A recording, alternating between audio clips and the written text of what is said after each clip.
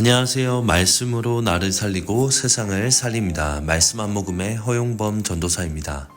오늘 성경 읽기 본문은 사무엘상 16장에서 17장의 말씀인데요. 그 중에서 사무엘상 16장 1절에서 13절 중에 1절에서 2절까지의 말씀을 읽고 함께 묵상하도록 하겠습니다. 여호와께서 사무엘에게 이르시되 내가 이미 사울을 버려 이스라엘 왕이 되지 못하게 하였거늘 내가 그를 위하여 언제까지 슬퍼하겠느냐. 너는 뿔에 기름을 채워가지고 가라. 내가 너를 베들레헴 사람 이새에게로 보내리니 이는 내가 그의 아들 중에서 한 왕을 보았느니라 하시는지라. 사무엘이 이르되 내가 어찌 갈 수 있으리이까. 사울이 들으면 나를 죽이리이다 하니 여호와께서 이르시되 너는 암송아지를 끌고 가서 말하기를 내가 여호와께 제사를 드리러 왔다 하고. 오늘 본문 속에서는 다윗이 기름 부음을 받는 장면이 주로 나오고 있지만 저는 사무엘이 갖고 있는 사울에 대한 안타까움과 이스라엘에 대한 안타까움에 대하여 묵상을 해보고자 합니다. 사무엘이 평생을 하나님과 동행하고 그 시대에 하나님이 가장 귀하게 들어쓰시는 종이었지만 아무리 기도하고 탄식을 해도 이미 사울에게서 떠나버린 하나님의 마음을 돌이킬 수는 없었습니다. 하지만 사무엘은 하나님께서 다윗에게 기름을 부었다는 것이 알려지면 자신의 생명이 위태로워질 것을 알고 있었습니다. 사울은 자신에게 기름을 부어주고 당대 온 이스라엘 사람들에게 존경을 받던 사무엘마저 해할 수 있을 정도의 악인으로 변모해 있었습니다.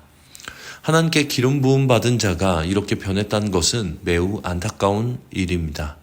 오늘 본문 속에서 다윗은 왕으로 기름 부음을 받습니다.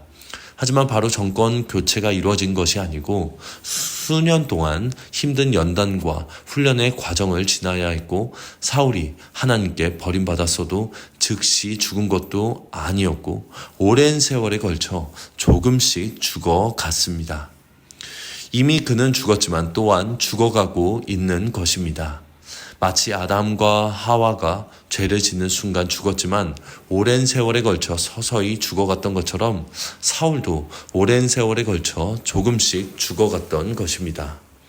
이런 과정들을 성경을 통하여 보게 되면서 왜 사울은 끝까지 자신을 돌이키지 못했는가라는 안타까움이 있습니다. 하나님께서는 공의의 하나님이시지만 사랑의 하나님이셔서 사울이 납작 엎드리면 분명 치러야 할 죄는 치러야 하겠지만 긍휼을 베풀어 주시지 않았을까라는 개인적인 생각을 해보게 됩니다. 그러면서 이 말씀을 저에게도 대입시켜 보게 되었습니다. 혹시 나도 죽어가고 있는 것은 아닌가? 혹은 죽어가고 있는 영역이 있지는 않은가? 즉시 눈앞에 하나님을 떠나게 돼서 받게 되는 결과가 보여지지 않는 것뿐이지 내가 하나님 앞에 회개해야 할 부분들을 돌이키지 못하여 혹시 죽어가고 있음에도 불구하고 살아있다고 착각하고 있지는 않은지 그렇게 아무렇지 않게 살아가고 있지는 않은지 조심스럽게 한번 생각을 해보게 되었습니다. 저는 많은 나라를 돌아보지는 못했습니다. 하지만 몇몇 나라를 가보면서 느낀 것들이 있습니다. 그 나라의 환경과 상황이 어떠한 그 나라의 세계관과 가치관과 문화로 이루어져 있기 때문에 대체로 그 상황의 틀에서 그 지역의 틀에서 벗어나지 않고 신앙도 그 틀 안에서 벗어나지 않고 그 안에서 기도를 하며 그 안에서 살아간다는 것을 보고 느끼게 되었습니다. 예를 들면 러시아에서 제가 자주 가던 지역은 매우 낙후되어 있던 시골 지역입니다. 시내로 나아가려면 차로 2시간은 달려야 합니다. 그러다 보니까 가난하고 또 러시아는 춥지 않습니까? 그래서 가난하여 난방비가 없으니까 저렴한 술을 먹고 자신을 따뜻하게 만들어 생활을 합니다. 그러다 보니까 성적으로 문란하고 마약을 많이 하고 방탕한 지역이라고 볼 수 있습니다.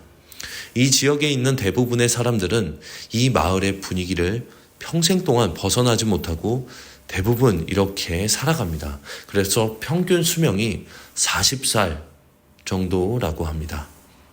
그렇기 때문에 문란한 생활을 청산하고자 하면 교회와 하나님을 떠나는 경우가 많습니다.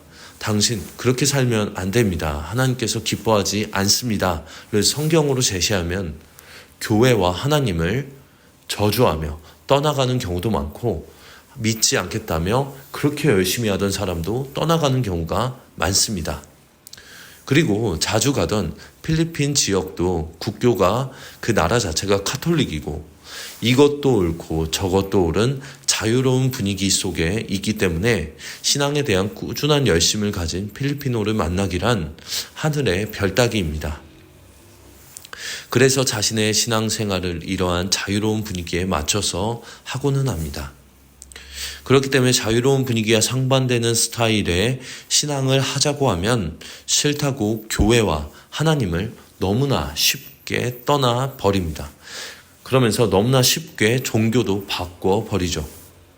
이렇듯 한국에서 살아가는 우리도 한국이라는 어떠한 문화에 국한되어 하나님을 제한되게 생각할 수도 있겠다는 생각을 해보게 되었습니다.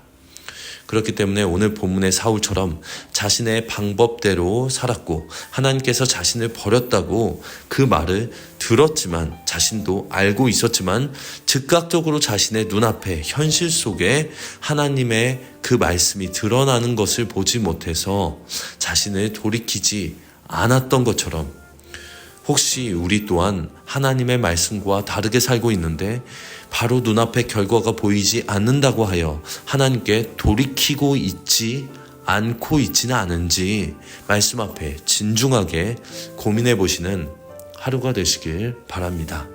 그래서 하나님과 함께 하셨던 사무엘과 다윗처럼 여러분들도 하나님과 동행하시는 오늘 하루가 되시길 바라겠습니다. 그럼 이제 기도의 물가로 함께 나아갑시다. 하나님 아버지, 오늘도 귀한 말씀을 우리에게 허락하여 주셔서 감사드립니다.